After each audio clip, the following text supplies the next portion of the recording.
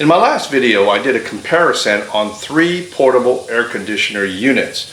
One being the Zero Breeze 2300 BTU Mark II, the BougeRV 4000 BTU, and this one right here, the EnjoyCool 2300 Link 2. And after the video, I received several comments that many of you wanted me to do a review on this unit, which is the Link 2 made by EnjoyCool. So we are going to go check it out. We're going to talk about this, and then we're going to dig in deeper, and then we're going to go ahead and put it in the rooftop tent, or pipe it into the rooftop tent during the hottest part of the day, which would be at noon, and see if this portable air conditioner unit could do the same job as the BougeRV and the Zero Breeze.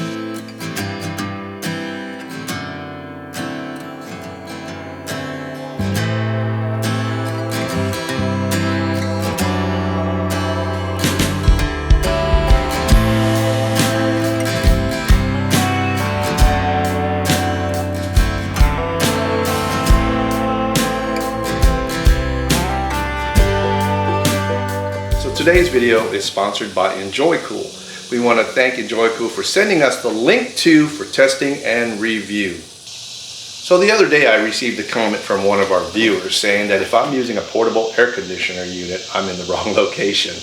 Well, that's sort of true, kind of true. If I'm at, camping at altitude, or I'm at, on the West Coast, or Colorado, or yeah, I probably wouldn't need a portable air conditioner, but Matt McCullen from Ozark Overland Adventure said it great on one of his reviews on the portable air conditioners. For those of us that live in the South, we don't have that option. It gets over 100 degrees with the humidity at 95 to 100%. So during the summer, we need something to keep us cool. Last year, I went on a cross-country trip, and I did some camping in a collaboration with Brian Waters Outdoors at Lake Ray Roberts in Denton, Texas. It was 106 degrees in July. I did have my 100-pound German Shepherd, Hoku, and I had to keep her cool. Fortunately, there was shore power at the campsite, so I did power up my AC, so I was able to keep her cool during the middle of the day. A lot of my YouTube buddies and friends have portable air conditioners. You're looking at Bill and Deb from Cottywapo Overland. They have their pet Aspen. Rob from Revere Overland, he has his toddler. He's got to keep him cool. Matt and Kara, they have several dogs that they bring with them. They got to keep them cool. My buddy Brad from Overland DeRoos, Asia Sampson from Baptism Overland. We all use portable air conditioners, not only for comfort, but for the health and safety, well-being of our family members and pets. So I'm not gonna be like, I'm not gonna use a portable air conditioner. I'm gonna say that I do use one, and I love it, especially when I'm in the South. Now, if I'm in a cooler climate and a temperature, I'm not gonna use that. I went from Lake Ray Roberts at 106 degree temperature in July, and I drove to Colorado 2 days later where it was 42 degrees. And the purists will say that you don't need an air conditioner unit. Well, let me turn that around and say, do you use propane or gas to cook your food? Why don't you cook on a campfire? Well, some places have a no fire or a fire ban where you can't cook on a fire pit, and you need gas. So anyway, that's my turn on it. I use a portable air conditioner unit, and I love it. So let's go check out the rest of this unit and see what this is all about. So this portable air conditioner unit, they're pretty much the same as any other portable air conditioner. They do have a hard plastic shell with a handle. for easy transport. This one right here has a Panasonic compressor, same as my Bouge RV. The compressor runs pretty quiet. It's between 45 and 50 decibels. I was pretty impressed when I turned this thing on and saw how quiet the thing runs. And like I said, today at noon we're going to put it up in the rooftop tent, and I'll show you how loud this compressor is. Also in there it has a condenser. Now with the condenser it creates moisture, and you need a way to drain the moisture out of the units. So all of these units have a drain tube that you connect to the back, which will drain the moisture and water out of the unit. All of them have a front and back. The front blows cold air. The rear has an exhaust where it blows hot air. Some units have a intake where it would draw moisture out from the tent. This Link 2 also allows you to purchase an external battery separately.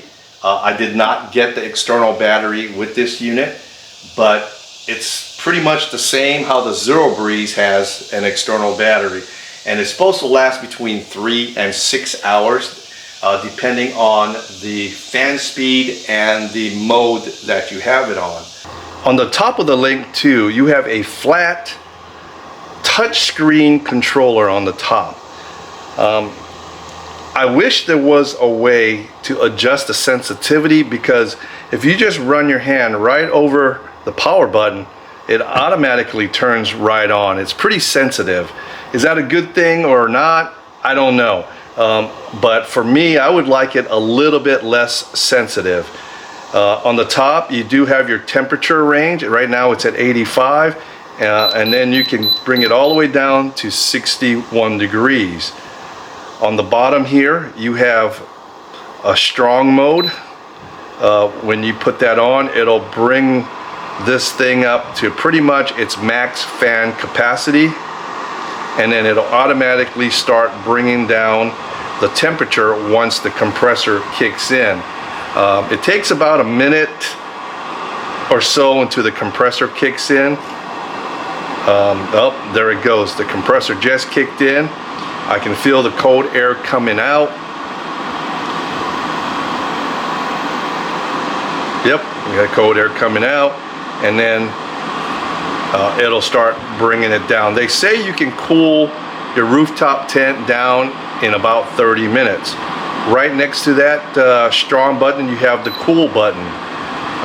This also will bring your temperature down to 61 degrees, and I can already feel it. And then you have your fan if you just want to use your fan button to run circulate air, and then you can adjust your speeds of your fan. You have 3 speeds: fan 1, fan 2, and fan 3. And then right next to that you have a sleep mode, and basically it'll run for several hours and then shut down after a desired time frame. And of course you have your power button right here, and to turn it off you just hold the button down. Now the front of the cold exhaust, you do have a louver up here which is adjustable. You don't have a left to right, but you do have a up and down. So you do have a vertical but not a horizontal. The unit also comes with 3 3-inch hoses and some louvers where you can use to pretty much channel the cold air or channel the exhaust at a little bit higher velocity. The Link 2 does come with some housings that you can put the hoses on, and basically all they do is just thread on. If you look at the housing, they do have a directional arrow, and you just go ahead and thread it on, and then there you go. Now to attach the housing to the louvers, you do have a push button here. Now to attach the housing to the louver. It's pretty easy. You have a little notch here and a little push button, but all you have to do is just go ahead and line it up, and there you go. Pushes right in. Now there's one thing that concerns me a little bit, is the length of the hose.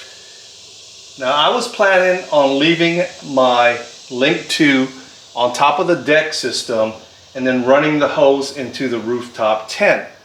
Well, after looking at the hose, I don't think it's going to be long enough to get up into the rooftop tent from the deck system. The Zero Breeze and the Bouge RV hoses are twice as long as this. So an option would be to put this Link 2 on the roof or the cab of my truck, or go into the rooftop tent. So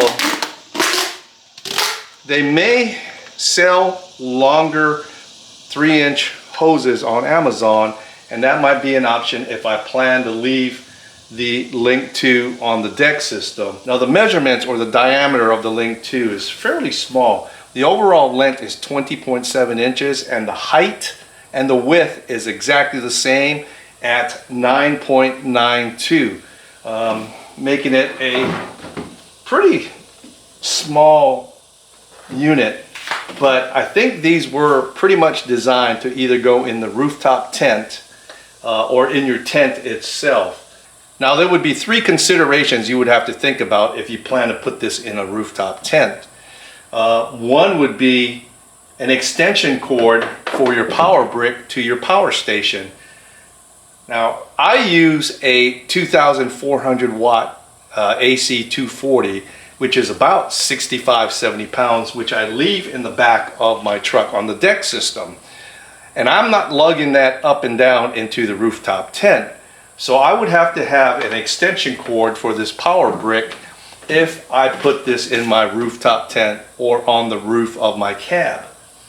Another option would be to have a power station small enough where I can move up and down, but how long would that last powering this power station? Or if you have the external battery, then it'd be no problem leaving it up in your rooftop tent for 3 to 5 hours. And then the last option would be to get longer 3-inch portable AC hoses. So we got the rooftop tent all set up. What we're going to do is we are going to put the Link 2 on the top of the truck cab. We're going to mount it up there, run the drain hose down, and run the intake hoses in.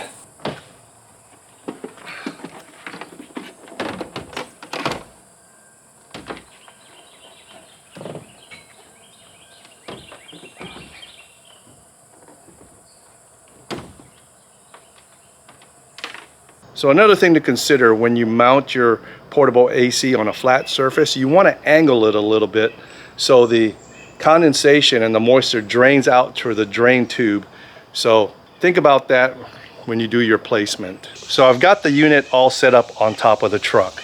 This is my hot air exhaust. I've got it exhausted away from the intake return, which will go inside of the tent. I also have my Blue Eddy AC50B set up in here to power up the EnjoyCool. So let's go into the tent and set up the hoses in there, and we'll put the thermometer in and get everything all good to go. And let's monitor the temp before we turn on the unit. So change 2, because the hoses are so short, I can't leave it on the cab of the truck. So I'm going to put the AC in here and then run the hose out. So I'm going to go ahead and move the power station around and then plug everything in. So and then we'll start this test. All right, gang, I apologize. I can't find my thermometer anywhere, but we're going to go ahead and turn on the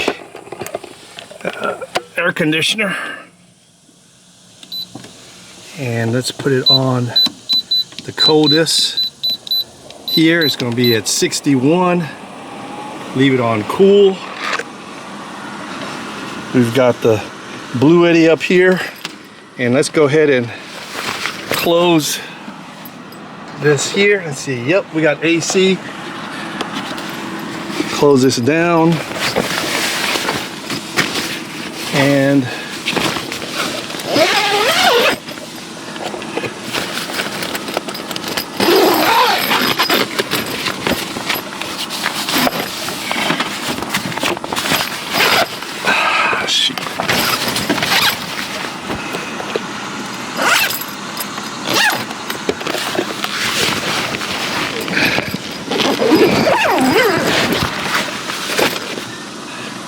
okay. So we've got the hose coming out. We got the drain tube. And we'll see how it feels in there. You're just gonna have to take my word on the temperature. Right now it's about 95 degrees in that tent. So we'll come back and check on it in about 30. So it's been 30 minutes. Let's go up there and check the temperature in the rooftop tent.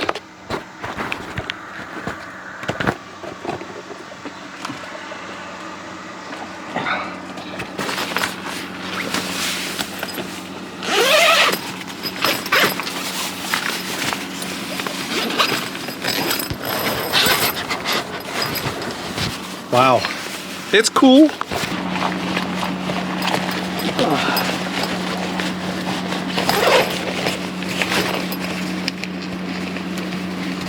Okay.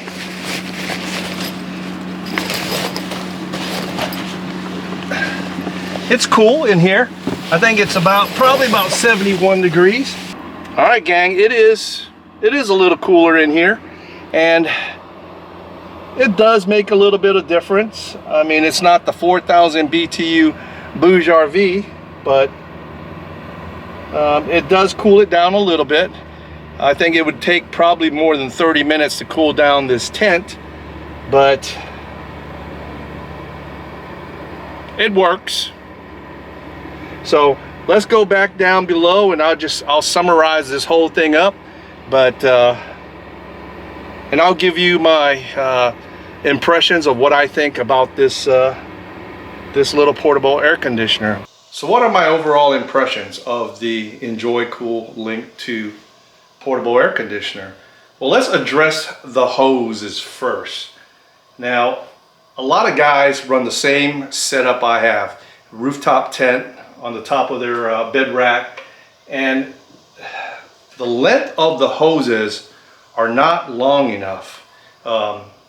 Think EnjoyCool, you need to lengthen your hoses, especially if guys like myself plan to put it underneath the rooftop tent and run it up. Now, if you're putting this in the rooftop tent, it'd be no problem. I also try to put this on the top of my cab. Well, because the hoses are so short, running the return line from the back of the unit and the cooling hose from the front of the unit barely could come around, and I couldn't zip up the zipper to keep the cold air in. So the fix on that is they need to have some longer hoses, and I will check Amazon to see if I can find some longer 3-inch hoses. And like I said, this is the longest it is going to get. And another thing with the hose is the diameter.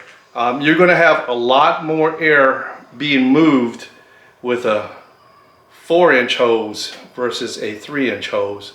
And it does, like I said, it does blow cold air, but the volume of movement is a lot greater in my other air conditioner unit.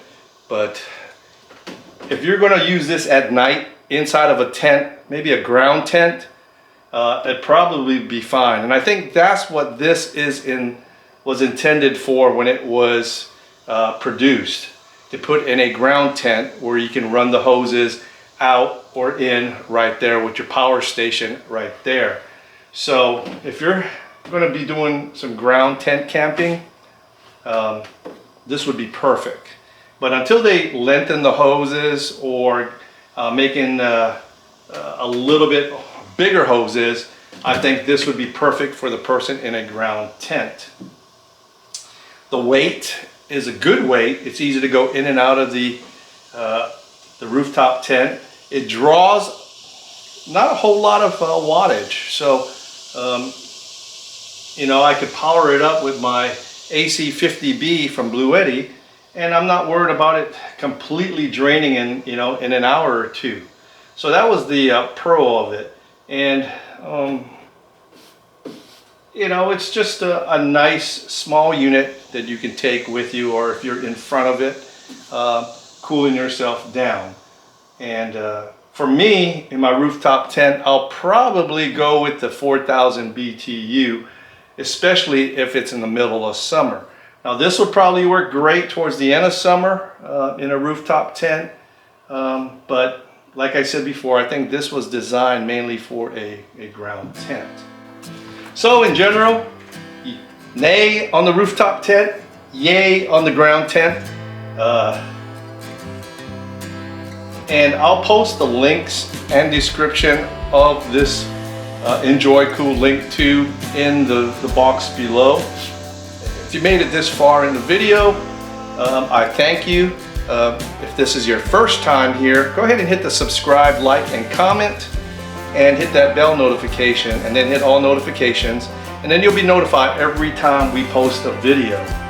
So check out the Gumby gathering video, probably about 2 videos. I'll also put a link into it in the description below. Enter that way, and it's absolutely free, and the drawing will be on August 2nd. Other than that, if you also want to support the channel, go to our Patreon page, and as little as $3 a month, you can become a Patreon. I want to thank you guys for joining us. We appreciate you hanging with us this afternoon. Until the next video, this is Semper Gumby out.